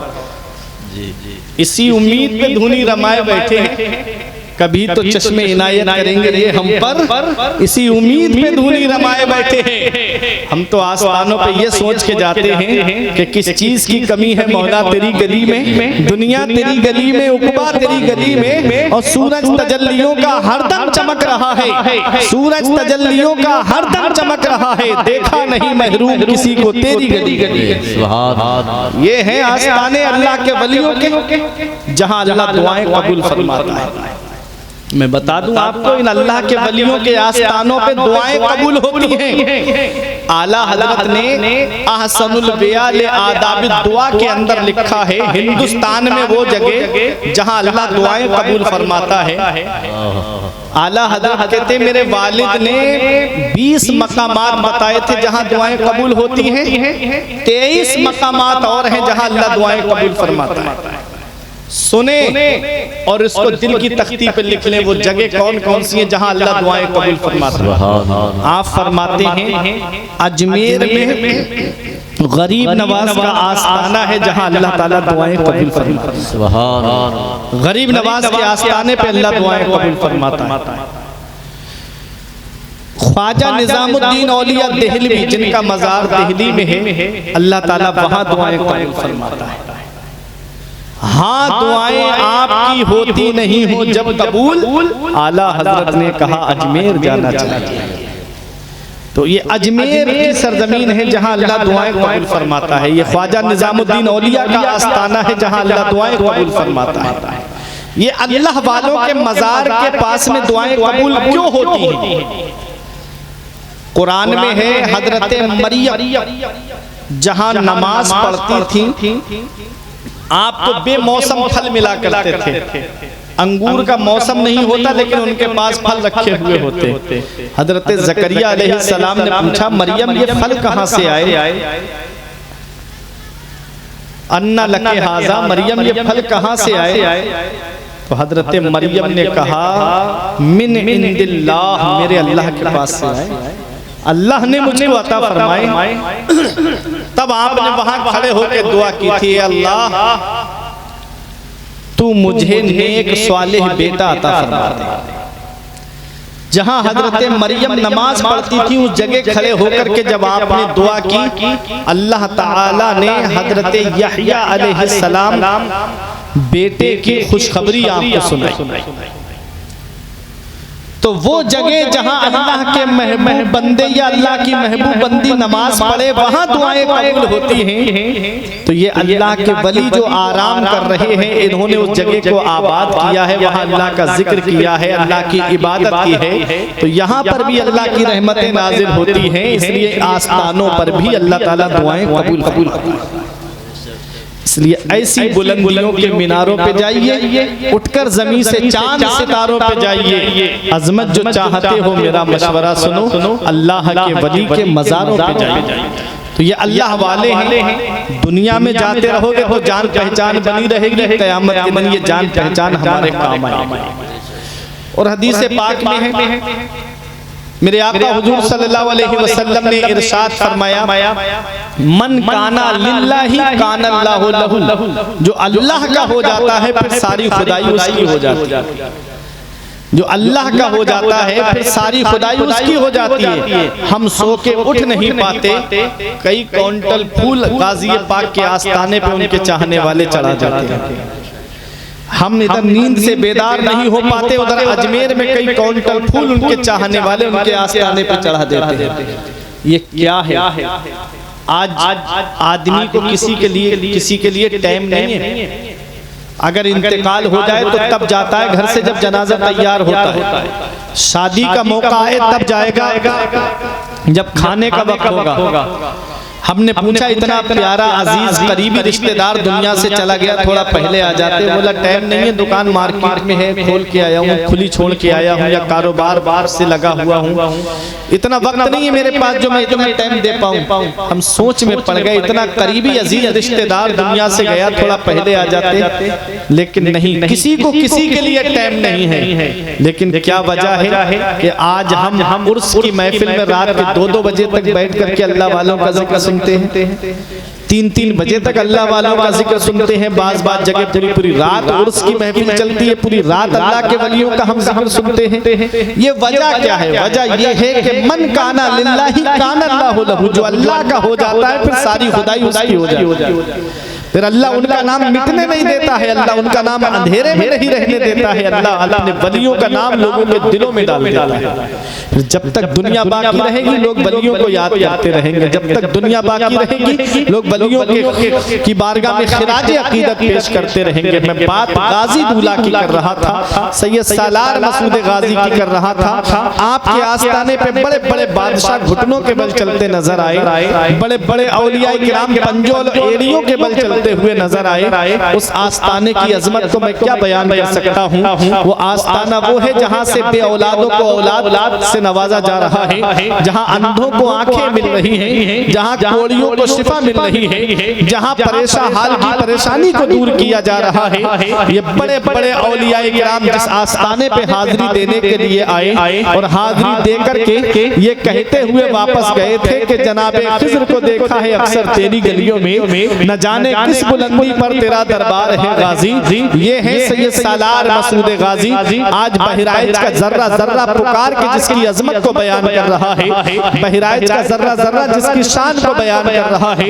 आप जाकर के बहराइच में देखेंगे उस आस्थाने पे आपको हर मजहब का आदमी मिलेगा और अपने दामन को फैलाए हुए या गाजी करता हुआ नजर आएगा। गाजी दूल्हा सबके दामन को गौहर हुरास से पुर करते हुए नजर आते हैं। अल्लाह अकबर। बलरामपुर के अंदर एक मुफ्ती शाबान अली नईमी बलरामपुरी हैं, उनके 2 बच्चे थे, छोटे बच्चे थे, छत पर खेल रहे थे। अचानक से बच्चे जमीन पे गिर गए, नीचे गिर गए। कहते हैं बेटा तो ठीक हो गया इलाज के बाद, लेकिन बेटी को एक ऐसी बीमारी लग गई कि वो अचानक से बेहोश हो जाती थी, अचानक से दौरा पड़ता और वो बेहोश हो जाती थी। घर वाले बड़े परेशान रहते थे। एक दिन वो बहराइच में लेकर के आए मेरे गाजी दूल्हा के आस्थाने पर। और जैसे ही बहराइच में अंदर दरगाह के जब हाजिरी देने के लिए गए तो वहाँ तेल गिर गया था किसी खादिम से, बच्ची का पैर पड़ा और पड़ने के बाद उसका पैर फिसला और वो वहीं आस्थाने पे गिर गई। गाजी पाक के कदम मुबारक की तरफ उसका सर लग गया। मुफ्ती साहब की आंखों में आंसू आ गए, कहते हुजूर ये बीमारी है मेरी बेटी को, ये परेशानी है मेरी बेटी को, हुजूर बहुत इलाज कराया लेकिन मेरी बेटी ठीक नहीं हो पाई, बहुत दिखाया मैंने लेकिन मेरी बेटी को शिफा न मिल सकी। ये मेरे गाजी दूल्हा आप ही करम फरमा दीजिए, आप ही मुझ गरीब पे रहम कर दीजिए। कहते हैं उसके बाद मेरी बेटी को जब होश आया, कहते हैं तब से लेके कभी मैंने अपनी बेटी को बेहोश होते हुए नहीं देखा। ये है मेरे गाजी दूल्हा का आस्थाना। मरीज आए शिफा पाए, शिफा पाकर चले जाए, मरीज आए शिफा पाए, शिफा पाकर चले जाए, मरीजों के लिए गाजी खुला दरबार। हुजूर शाह आलम अहमदाबादी गुजराती, उनका नाम आपने सुना होगा, गुजरात में जिनका मजार है अहमदाबाद में, ये वो है हजरत शाह आलम। इनके यहाँ आस्थाने पर एक तख्त, एक चौकी है जो आज भी वहां पर है। वजह क्या है, आप उस पे बैठ करके बुखारी शरीफ बच्चों को पढ़ाया करते। एक दिन आपकी तबीयत खराब हो गई तो आप 8 दिन तक पढ़ाने के लिए नहीं आए, एक हफ्ते के बाद जब पढ़ाने के लिए आए तो आपने किताब खोल के जब पढ़ाना शुरू किया तो बच्चे बोले हुजूर सबक यहाँ से नहीं यहाँ से है, हमारा सबक तो आगे बढ़ गया है। तो उस्ताद ने कहा बच्चों मैं तो आया नहीं पढ़ाने के लिए, तुम्हें पढ़ाने कौन आया? कहा हुजूर रोजाना आप ही तो पढ़ाने आते थे, एक हफ्ते तक आप पढ़ाने आए हैं हमको। अल्लाह अकबर। जब इतना सुना फौरन वो तख्त छोड़ दिया और जमीन पे आकर के बैठ गए। कहते हैं कि मैं नहीं आता था बच्चों, मैं तो बुखार में था। अल्लाह अकबर। बुखारी शरीफ पढ़ाने के लिए मदीने वाले मुस्तफा तशरीफ लाए। आज भी वो तख्त है अहमदाबाद गुजरात में, वो शाह आलम अहमदाबादी गुजराती अलैहि रहमा कहते हैं कि मैं विलायत की मंजिलें पाने के लिए मैंने गरीब नवाज के आस्थाने की तरफ रुख किया, अजमेर की तरफ। कहते हैं तो गरीब नवाज की रूहानियत ने जवाब दिया कि अगर तुम विलायत के इन मनाजिल को तय करना चाहते हो तो बहराइच की तरफ अपना रुख कर लो, गाजी पाक के आस्थाने की तरफ अपना रुख कर लो। अल्लाह अकबर। शाह आलम अहमदाबादी गुजराती कहते हैं कि जब भी अपनी हाजतें हम गरीब नवाज के आस्थाने पे लेकर के जाते, गरीब नवाज हमारी हाजतों को बहराइच में गाजी दूल्हा के आस्थाने पे पहुंचाते। सुभान अल्लाह। ये है सैयद सालार मसूद गाजी, बाबा फरीदुद्दीन गंजे शकर के पोते हैं शेख अलाउद्दीन। कहते हैं मैंने दिल्ली में महरोली शरीफ में ख्वाजा कुतुबुद्दीन बख्तियार काकी के आस्थाने के पास में जो कब्रिस्तान है वहां पर चिल्ला किया। और कहते हैं कि मैं विलायत की मंजिलें तय करना चाहता था, कई दिन हो गए। कहते हैं वो मंजिल मुझको ना मिली। कहते हैं मैंने एक दिन क्या देखा कि एक कोड़ी गुजर के जा रहा है और एक घुड़सवार आता है, उसके हाथ में एक कोड़ा है और वो कोड़ी के जिस्म पे मारना शुरू कर देता है। जैसे ही कोड़ी के जिस्म पर वो कोड़ा लगा तो कोड़ी जमीन पे गिरा और गिर के ऊपर उठ के खड़ा हो गया। कहते हैं वो कोड़ा मारते जाते लेकिन कोड़ी रोता नहीं, चीखता नहीं, जहां जहां कोड़ा पड़ता बीमारी दूर होती चली जाती, उसके नाखून निकल आए, कोड़ की बीमारी दूर हो गई और वो शिफायाब होकर के और वो या गाजी के नारे लगाता हुआ चला गया। कहते हैं मैंने घुड़सवार का दामन पकड़ के कहा हुजूर आप हैं कौन? फरमाया मुझे नहीं पहचानता है, अरे मैं ही तो सैयद सालार मसूद गाजी हूँ। कहा आपका मकाम और मर्तबा? कहा मेरा मर्तबा पूछता है। अरे हिंदुस्तान के वलियों की देग में जो रूहानियत का नमक पड़ता है वो सैयद सालार मसूद गाजी के हाथों से पड़ता है। नारे तकबीर, नारे रिसालत, फैज़ाने औलिया। सुभान अल्लाह। ये है सैयद सालार मसूद गाजी। कितनी करामतें बताऊं मैं गाजी पाक, कितनी अजमत और शान को मैं आपके सामने बयान करूं। बस एक पैगाम है मेरा और मेरी तकरीर खत्म। यही आखिरी पैगाम दिल की तख्ती पे लिख करके ले जाना। गाजी पाक का आस्थाना वो आस्थाना है जहां से परेशान हाल की परेशानी को दूर किया जाता है। अगर कोई मुसीबत ज़दा आता है तो उसकी मुसीबत को दूर किया जाता है। मेरे गाजी दूल्हा किसी का चेहरा देखकर नहीं देते हैं, बिला तफरीक मजहब व मिल्लत हर एक की झोली को गौहर मुराद से पुर फरमा दिया करते हैं। उस आस्थाने पे हाजिरी दिया करो जिस आस्थाने पे हर 30 या 40 मिनट के बाद में हजरत खिज़्र अलैहिस्सलाम की हाजिरी होती है। बड़े बड़े औलिया किराम जिस आस्थाने पे हाजिरी देने के लिए आए, आओ अपना मुल्क सबको प्यारा होता है, अपनी जान सबको प्यारी होती है, अपना घर बार सबको प्यारा होता है, अपने रिश्तेदार सबको प्यारे होते हैं, अपने अजीज सबको प्यारे होते हैं। माँ बाप से बिछड़ने का गम एक औलाद ही जानती है और औलाद से बिछड़ने का गम एक माँ बाप ही जानते हैं। लेकिन ऐसी अजीज जान को राह खुदा में कुर्बान करवा दिया। अल्लाह ने उनका नाम अंधेरे में नहीं रहने दिया, बल्कि तमाम लोगों के दिलों में उनका नाम डाल दिया।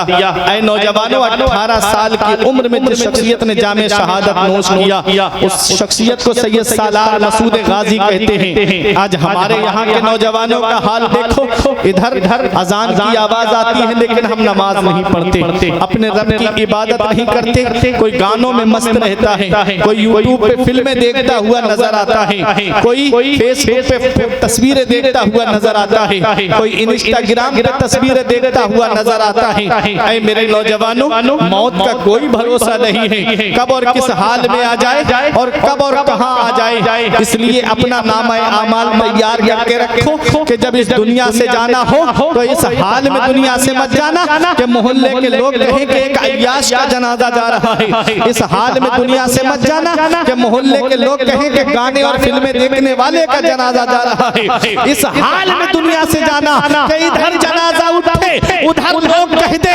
आशिक़े मुस्तफा का जनाजा जा रहा है, गुलामे मुस्तफा का जनाजा जा रहा है, और ये कहते हुए जनाजा जाए कि लहिद में किसके रुखे शह का दाग लेके चले, लहिद में किसके रुखे शह का दाग लेके चले, अंधेरी रात सुनी थी चराग लेके चले। तेरे गुलामों का नक्शे कदम है राह खुदा, वो क्या बहक सके जो ये सुराग लेके चले। आज हम दुनिया में चंद दिन के लिए आए हैं, हमेशा रहने के लिए नहीं आए हैं। अचानक आने वाली मौतों से नसीहत हासिल नहीं करते, अचानक आने वाली मौतों से इबरत हासिल नहीं करते। तुमने देखा नहीं, अभी 3 साल गुजरे कोरोना को गए हुए, क्या हाल हो गया था। एक एक घर में 3-3 जनाजे मैंने अपनी आंखों से रखे हुए देखे। हमारे यहाँ बरेली शरीफ में एक मोहल्ला ऐसा जिसमें एक दिन में 18 जनाजे उठे थे। क्या हाल हो गया था। आज तक कोई डॉक्टर इसकी दवा तक नहीं बना पाया। अमेरिका के वैज्ञानिक घुटनों के बल गिर गए, चाइना के वैज्ञानिक घुटनों के बल गिर गए। मेरे रब ने दुनिया वालों को बता दिया, इन्ना बत्श रब्बिका लशदीद, तेरे रब की पकड़ बहुत सख्त है। जब अल्लाह पकड़ता है तो कोई छुड़ाने वाला नहीं मिलता। बंदा हो बंदा बन के रहना, तुम्हारे चाहने से कुछ नहीं होता है, वही होता है जो मंजूर खुदा होता है। जो अल्लाह चाहता है वो होता है, जो मेरा रब चाहता है वो होता है। इसलिए ऐ मेरे प्यारे मुसलमानों, आज कब्रिस्तान के अंदर तुम बैठ करके जिक्र सुन रहे हो, ये कब्रिस्तान की सरजमीन देख रहे हो ना। कभी दौलत पे घमंड आने लगे, कभी पैसे पे नाज होने लगे, कभी सेहत पे नाज होने लगे, कभी बेटों की नौकरी पे तकब्बुर आने लगे, तो एक चक्कर कब्रिस्तान का लगा लिया करो। यहाँ तुमसे ज्यादा दौलत वाले लेते हैं, यहाँ तुमसे ज्यादा पैसे वाले लेते हैं, यहाँ तुमसे ज्यादा सरमाए वाले लेते हैं। वो जिनकी नाक पे कभी मक्खी नहीं बैठती थी, आज उनके जिस्म को मिट्टी ने गला सड़ा करके एक तरफ कर दिया। घमंड किस बात पे, तकब्बुर किस बात पे। मरने के बाद कब्र के अंदर जाना है तो क्यों ना अच्छे काम करके दुनिया से चले जाएं, क्यों ना नेक अमल करके दुनिया से चले जाएं, क्यों ना ऐसे काम करके दुनिया से जाए कि लोग मरने के बाद हमारे पीछे आंसू बहाएं, खुशी ना मनाएं, बल्कि ये कहें लोग एक बहुत अच्छा इंसान दुनिया से चला गया, गरीबों की मदद करने वाला दुनिया से चला गया, यतीमों के सर पे दस्ते शफकत रखने वाला दुनिया से चला गया, बेवाओं को सहारा देने वाला दुनिया से चला गया, पड़ोसियों की मदद करने वाला दुनिया से चला गया। अच्छे काम करके दुनिया से जाओगे तो दुनिया में जब तक रहोगे लोग तुम्हें याद करेंगे, और जब कब्र में चले जाओगे तब भी लोग तुम्हें याद करेंगे। इमाम गजाली फरमाते हैं इंसान मरने के बाद कब्र में चला जाता है और अच्छा इंसान लोगों के दिलों में चला जाता है। अच्छे काम करो, नेक अमल करो, मौत का कोई भरोसा नहीं। एक बात बताओ नौजवानों, अगर गाने सुन करके सो गए और आंख कब्र में जाकर के खुली तो फिर कौन है जो हमारे काम आएगा? फिल्में देख करके सोने वालों, अगर फिल्म देख करके सो गए और आंख कब्र में जाकर के खुली तो फिर कौन है जो तुम्हारे काम आएगा? इसी को मेरे इमाम ने कहा था, उनको रहम आए तो आए वरना वो कड़ी मार है क्या होना है, छुप के लोगों से किए जिसके गुनाह वो खबरदार है क्या होना है। आए बिगड़ी तो कहाँ आकर नाव, ऐन मझधार है क्या होना है। आज इस मोबाइल ने इतना दूर कर दिया मेरे नौजवानों को, आज इस मोबाइल की लानत ने इतना दूर कर दिया मेरे कौम के नौजवानों को। आज बाप और माँ चारपाई पे बैठे होते हैं, बेटा घंटों मोबाइल चलाता रहेगा लेकिन माँ बाप से बात करना तक पसंद नहीं करेगा। इतना याद रखना नौजवानों, हर चीज तुम्हें गूगल पे नहीं मिलेगी, हर चीज तुम्हें यूट्यूब पे नहीं मिलेगी, हर चीज तुम्हें सोशल मीडिया पे नहीं मिलेगी, हर चीज तुमको इंस्टाग्राम फेसबुक पे नहीं मिलेगी। जिंदगी जीने के सलीके माँ बाप के पास बैठने से मिलते हैं। जिंदगी कैसे गुजारी जाती है ये तरीका माँ बाप से अच्छा और कौन हमको बताएगा। आज वही माँ बाप बूढ़े हो जाए इंसान उन्हें बोझ समझने लगता है। माँ बाप बुढ़ापे की दहलीज पे पहुंचे औलाद उन्हें बोझ समझने लगती है। माँ बाप अल्लाह की इतनी बड़ी नेमत है, इसका पता हमें तब चलता है जब ये साए हमारे सर से उड़ जाते हैं। चराग लेके भी ढूंढोगे तो बाप जैसा प्यार करने वाली शख्सियत नहीं मिलेगी, माँ जैसी मोहब्बत करने वाली शख्सियत नहीं मिलेगी। इस कमी को मैं महसूस कर सकता हूँ। जब तक मेरे वालिद साहब हयात थे तो रोजाना शाम को फोन आता था, पूछते थे बेटा आज कहाँ पहुँचे, आज कहाँ प्रोग्राम है और कब घर पे वापस आओगे। एक एक हफ्ता गुजर जाता नौजवानों, खैरियत पूछने वाला तक कोई नहीं होता कि बेटा आज कब अपने घर आ रहे हो, कब अपने घर पे पहुंच रहे हो। बाप आंगन में लगे हुए पेड़ की तरह है। हमारे बुजुर्गों ने फरमाया बाप आंगन में लगे हुए पेड़ की तरह है। आप पेड़ देखते हो ना, दरख्त देखते हो, जब गर्मी पड़ती है धूप पड़ती है आप पेड़ के नीचे चारपाई बिछा के बैठ जाए आराम मिल जाएगा, पेड़ के नीचे कुर्सी डाल के बैठ जाए आराम मिल जाएगा, पेड़ के नीचे चारपाई डाल के बैठ जाए सुकून मिल जाएगा। हमारे बुजुर्गों ने कहा बाप आंगन में लगे हुए पेड़ की तरह है। जिस दिन ये पेड़ घर से उखड़ गया ना, उस दिन चारपाई चराग लेके भी ढूंढोगे तो बाप जैसा प्यार करने वाली शख्सियत नहीं मिलेगी, माँ जैसी मोहब्बत करने वाली शख्सियत नहीं मिलेगी। आज माँ बाप एक पैसे के लिए परेशान है, बेटा होटलों में वेटरों को टिप दे के आ रहा है, इधर माँ बाप एक पैसे के लिए परेशान और बेटा दार्जिलिंग की सैर करके आ रहा है, इधर माँ बाप एक पैसे के लिए तरस रहे, बेटा नैनीताल के चक्कर लगा के आ रहा है, इधर माँ बाप एक पैसे की दवाई के लिए परेशान और बेटा अजमेर की बड़ी डेग में पैसे डाल के आ रहा है। इतना याद रखना, नबी इरशाद फरमाते हैं जिससे उसके माँ बाप राजी उससे अल्लाह राजी, उसका रसूल राजी, और जिससे उसके माँ बाप नाराज उससे ना अल्लाह राजी ना उसका रसूल राजी।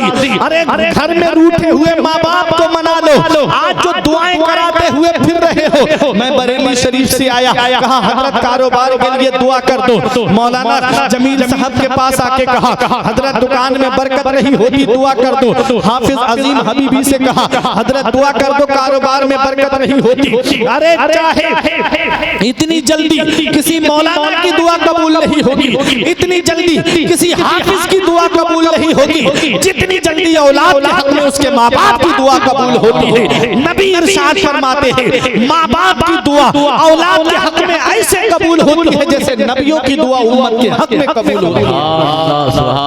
माशाअल्लाह, जिंदाबाद। जैसे नबियों की दुआ रद्द नहीं होती है, ऐसे ही बूढ़े माँ बाप की दुआएं रद्द नहीं होती है। नौजवान, बाप क्या है, माँ क्या है, इसका पता हमें तब चलता है जब हम खुद बाप बनते हैं।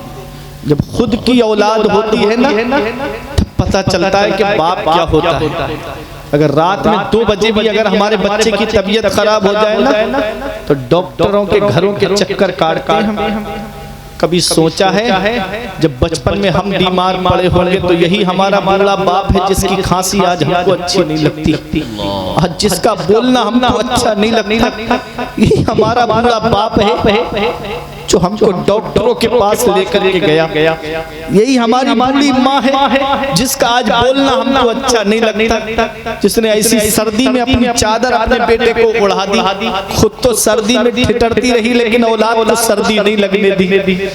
यही हमारे माँ बाप हैं जिन्होंने डॉक्टरों के पास जाकर यही कहा था उस गुर्बत के दौर में कि डॉक्टर साहब जमीन बिके तो बिक जाए, मकान बिके तो बिक जाए, लेकिन मेरी औलाद को कुछ नहीं होना चाहिए। आज वही बेटा जवान हुआ, 4 पैसे क्या कमाने लगा, माँ बाप का बिस्तर घर से बाहर कर दिया जाता है, खुद के कमरे में एसी लगाए, खुद के कमरे में गर्म हीटर का इंतजाम है जाड़ों में। माँ बाप तीनों में रह के जिंदगी गुजार रहे, माँ बाप झोपड़ियों में रह करके जिंदगी गुजार रहे, माँ बाप झोपड़ियों में रह करके अपने शबो रोज गुजार रहे। हम कौन सा मुंह लेके जाएंगे अपने नबी के सामने, हम कौन सा चेहरा लेके जाएंगे अपने आका के सामने। कयामत में हमारे नबी ने हमसे पूछ लिया, बुढ़ापे में माँ बाप की दौलत मिली थी, क्या सुलूक करके आए, क्या कहोगे उनका बिस्तर घर से बाहर करके आए, क्या कहोगे उन्हें तीनों झोपड़ियों में रहने पे मजबूर करके आए।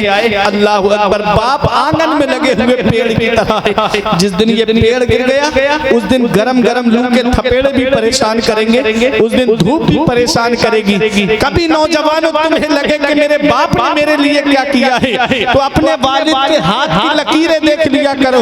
एक दिन मैंने पूछा अपने अब्बा से, अब्बा मेरे हाथ की लकीरें नजर आ रही हैं, आपके हाथ की लकीरें कहाँ चली गई? तो एक जवाब दिया था, बेटा तुम्हारी तकदीर बनाते बनाते हमारे हाथ की लकीरें मिट गई। बाप क्या नहीं करता अपनी औलाद के लिए, बाप कौन सी कुर्बानी नहीं देता अपनी औलाद के लिए। अरे ये टुक टुक चलाने वाला एक बाप ही तो है, ये रिक्शा चलाने वाला एक बाप ही तो है, दूसरों के खेतों में काम करने वाला एक बाप ही तो है, ये फलों का ठेला लगाने वाला एक बाप ही तो है, अरे ये बस चलाने वाला एक बाप ही तो है, ये ट्रक चलाने वाला एक बाप ही तो है। कोई ऐसी सर्दी में कलकत्ता कमाने जा रहा है, कोई बेंगलोर कमाने जा रहा है, कोई मुंबई पैसे कमाने जा रहा है, कोई 3-3 साल के लिए सऊदी दुबई पैसे कमाने के लिए जा रहा है, कोई दिल्ली काम करने के लिए जा रहा है।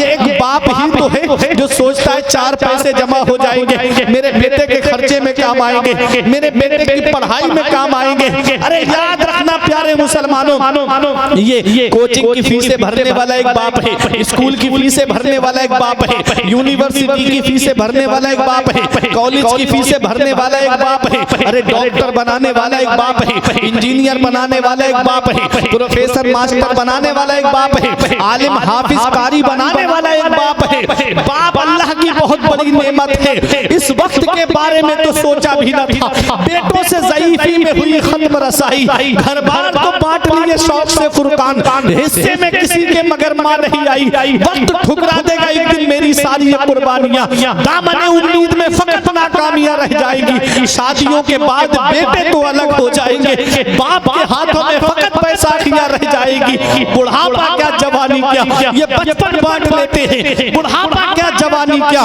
ये बचपन बांट लेते हैं। न होगा दिल में गुंजाइश तो आंगन बांट लेते हैं, नहीं मंजूर हिस्से में किसी बेटे को अपनी माँ, मगर आपस में बूढ़ी माँ के कंगन बांट लेते हैं। नहीं मंजूर हिस्से में किसी बेटे को अपनी माँ।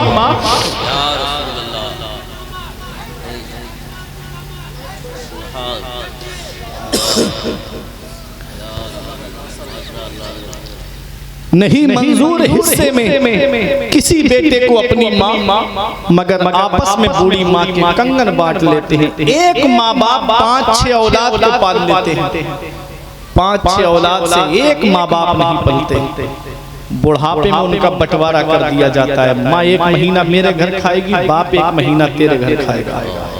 ये सुलूक होता है उनके साथ बुढ़ापे में। इमाम गजाली फरमाते हैं, पहली मोहब्बत है माँ बाप की जो दुनिया में बदला मांगती है। अगर तुमने अपने माँ बाप के साथ भलाई की तो तुम्हारी औलाद तुम्हारे साथ भलाई करेगी, अगर तुमने अपने माँ बाप के साथ भलाई नहीं की तो बुढ़ापे में ये उम्मीद लगा के मत बैठना कि तुम्हारी औलाद तुम्हारा सहारा बन जाएगी। अच्छा करोगे तो अच्छा तुम्हारे लिए है, बुरा करोगे तो उसका वबाल भी तुम्हीं पे है। जैसी करनी वैसी भरनी। उर्से पाक में आने वाले एक पैगाम लेकर के जाओ। माँ बाप जिंदा है तो उनकी खिदमत करो, माँ बाप हयात हैं तो उनकी खिदमत करके अपना नाम जन्नतियों की फहरिस्त में लिखा लो। माँ बाप अगर हाथ उठा के दुआ कर देंगे, अल्लाह इतनी बरकत अता फरमाएगा कारोबार में कि तुम्हारी नस्लें खाएंगी तब भी वो बरकत खत्म नहीं होगी। मेरे आका फरमाते हैं माँ 100 बद्दुआएं करे तो अल्लाह 99 रद्द फरमा देता है, एक कबूल फरमाता है। माँ 100 दुआएं करे तो अल्लाह 99 कबूल फरमा लेता है, एक रद्द फरमाता है। क्योंकि कोई माँ अपनी औलाद को सच्चे दिल से बद्दुआ नहीं देती। औलाद को चाहिए कि जब माँ बाप बुढ़ापे में पहुंच जाएं तो फिर उनकी ख्वाहिशों का ख्याल रखें। कभी बचपन में देखा है आपने, माँ बाप पूछते बेटा आज क्या खाओगे, बेटा आज क्या खाना पसंद करोगे। अगर बेटे ने फला चीज बता दी और माँ ने कोई दूसरी चीज बनाई है तो बाप फौरन जाएगा और ला करके देगा अपनी औलाद को कि मेरे बच्चे को पसंद है। कभी तुमने सोचा बुढ़ापे में एक बार भी पूछा अपने वालिद साहब से कि अब्बा आज क्या खाओगे? कभी माँ से पूछा कि अम्मी आज क्या खाना पसंद करोगी? लेकिन वो बूढ़े माँ बाप हैं जो औलाद की खुशी में खुश रहते हैं। ईद के मौके पे हमारे बच्चे सिवई खाएं और माँ बाप हमारे बच्चों का चेहरा देखें। बकरा ईद के मौके पे हमारे बच्चे लहम खाएं और हमारे माँ बाप हमारे बच्चों का चेहरा देखें। हमारे बच्चे शॉपिंग मॉल से कपड़े खरीद के लाए और माँ बाप पुराने कपड़े पहन के अल्लाह का शुक्र अदा करें। क्या इसी दिन के लिए माँ बाप ने औलाद को जवान किया था? क्या इसी दिन के लिए माँ बाप ने औलाद को पाला था? हम कौन सा मुंह लेके जाएंगे मरने के बाद कब्र में, अपने नबी को क्या चेहरा दिखाएंगे? इसलिए मरने से पहले मरने की तैयारी कर लो। माँ बाप का जो गुस्ताख होता है अल्लाह उसे दुनिया में जलील और ख्वार कर देता है और आखिरत में तो इसकी सजा उसे मिलेगी। और जो माँ बाप को सताता है अल्लाह उसके ना फर्ज कबूल फरमाता है ना नफल कबूल फरमाता है, ना उसके हज कबूल होते हैं और ना ही उसके नफल कबूल होते हैं जो माँ बाप को सताने वाला है। इसलिए हदीस पाक में है, मेरे आका इरशाद फरमाते हैं ला यदखुलुल जन्नता आक वला मन्नान वला कम्मार वला मुदमिनु खमरिन। नबी ने फरमाया 4 लोग ऐसे हैं जो जन्नत में दाखिल नहीं होंगे। ये जन्नत में दाखिल होने का मतलब क्या है? ये दुखूल अव्वल है। अगर ईमान वाला है, राई के दाने के बराबर भी ईमान है तो जन्नत मिलेगी, लेकिन पहले इन गुनाहों की सजा जहन्नम में भुगतेगा, उसके बाद किसी की सिफारिश से उसे जहन्नम से निकाला जाएगा। तो वो 4 लोग कौन हैं? अपने अपने आमाल का मुहासबा कर लो, कहीं हम तो उन 4 में नहीं आ रहे हैं। अगर उन 4 में से एक बात भी पाई जाती हो नौजवानों तो आज ही इस उर्स में तौबा करके जाना ताकि तुम्हारा यहाँ बैठना कामयाब हो जाए और मेहनत करने वालों की मेहनत कामयाब हो जाए। सुभान भाई और उनके साथ में जिन लोगों ने इस महफिल को सजाने में हिस्सा लिया है उनका इस महफिल को सजाना कामयाब हो जाए। वो 4 लोग कौन हैं? नबी फरमाते हैं ला यदखुलुल जन्नता आक, जो माँ बाप को सताता है वो जन्नत में नहीं जाएगा। जो माँ बाप का नाफरमान है वो जन्नत में नहीं जाएगा। नबी फरमाते हैं वला मन्नान, और जो एहसान करके एहसान जताने वाला है वो जन्नत में नहीं जाएगा। नबी फरमाते हैं वला कम्मार, और जुआ खेलने वाला जन्नत में नहीं जाएगा। जुआ खेलने वाला जन्नत में नहीं जाएगा। वो जुआ चाहे IPL में पैसे लगा के खेलो, चाहे सट्टे में पैसे लगा करके खेलो, चाहे लूडो के जरिए पैसे लगा करके खेलो, चाहे शतरंज में पैसे लगा करके खेलो। जुआरी के बारे में आया है, इमाम गजाली फरमाते हैं कि जब जुआरी कयामत के दिन उठेगा तो उसके ये हाथ खिंजीर के खून में सने हुए होंगे। इन हाथों से नबी से मुसाफहा करना है, इन हाथों से मौला अली से मुसाफहा करना है, इन हाथों से अपने आका इमाम हुसैन से मुसाफहा करना है। बताओ हम कैसे ये हाथ लेकर के उनके सामने खड़े हो पाएंगे? इसी को मेरा इमाम कहता है उनको रहे माए तो आए वरना वो करीमार है क्या होना है। छुप के लोगों से किए जिसके गुनाह वो खबरदार है क्या होना है। कल तो दीदार का दिन है और यहाँ आंख बेकार है क्या होना है। चौथी बात नबी ने फरमाई वला मुदमिनु खमरिन, और जो शराब का आदी है, जो शराब पीता है, शराब का आदी है वो जन्नत में नहीं जाएगा। शराबी के बारे में हदीस पाक में आया है, नबी फरमाते हैं कि शराबी को तुम कब्रिस्तान में दफन करके आते हो, उसका चेहरा काबे की तरफ करके आते हो, कसम है उस जात की जिसके कब्जे में मोहम्मद सल्लल्लाहु अलैहि वसल्लम की जान है, तुम शराबी की कब्र खोल के देख लेना, अल्लाह उसका चेहरा काबे से फेर देता है। अब बताओ, जिसका चेहरा काबे से फेर दिया जाए, कब्र में नबी जिसके काम ना आए, तो बताओ फिर कौन है जो हमारे काम आएगा।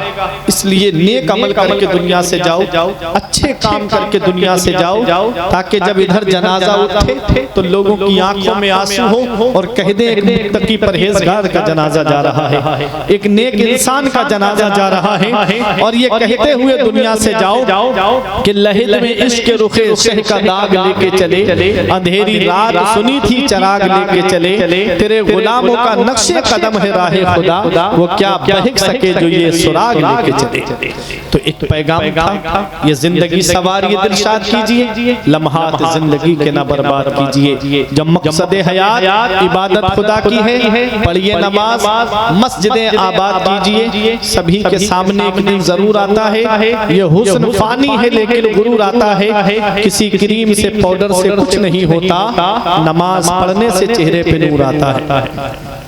किसी क्रीम से पाउडर से कुछ नहीं होता, नमाज पढ़ने से चेहरे पे नूर आता है। जिस्म फानी है, सजाने की जरूरत क्या है, हुस्न दुनिया को दिखाने की जरूरत क्या है। ऐसे आमाल करो कि रूह से खुशबू आए, इत्र कपड़ों पे लगाने की जरूरत क्या है। परवरदिगार आलम की बारगाह में दुआ है, मेरे कुछ अर्ज करने में सबकत लिसानी की वजह से या बतकाज़ाए बशरियत कोई गलती हो गई हो तो मौला मुझे माफ फरमाए। अस्तगफिरुल्लाह रब्बी मिन कुल्ले ज़ंबि व कलमा तैयब पढ़ ले, ला इलाहा इल्लल्लाहु मुहम्मदुर रसूलुल्लाह सल्लल्लाहु तआला अलैहि वसल्लम। ये जिंदगी सवारी दिलशाद कीजिए, लम्हात जिंदगी के ना बर्बाद कीजिए। जब मकसद हयात इबादत खुदा की है, पढ़िए नमाज, मस्जिदें आबाद कीजिए। बैठे रहे थोड़ी देर आप बैठे। हमारे सुभान भाई का कलाम पढ़ेंगे, आप उनसे सुन लीजिए, फिर इंशाल्लाह एक कलाम सुन लीजिए, फिर इंशाल्लाह सलातो सलाम होगा। हमारे सुभान भाई साहब आपकी समातों की तहलील पर नारे तकबीर, नारे रिसालत, फैज़ाने मदीना शरीफ, फैज़ाने गौसे आज़म, नारे तकबीर, नारे रिसालत।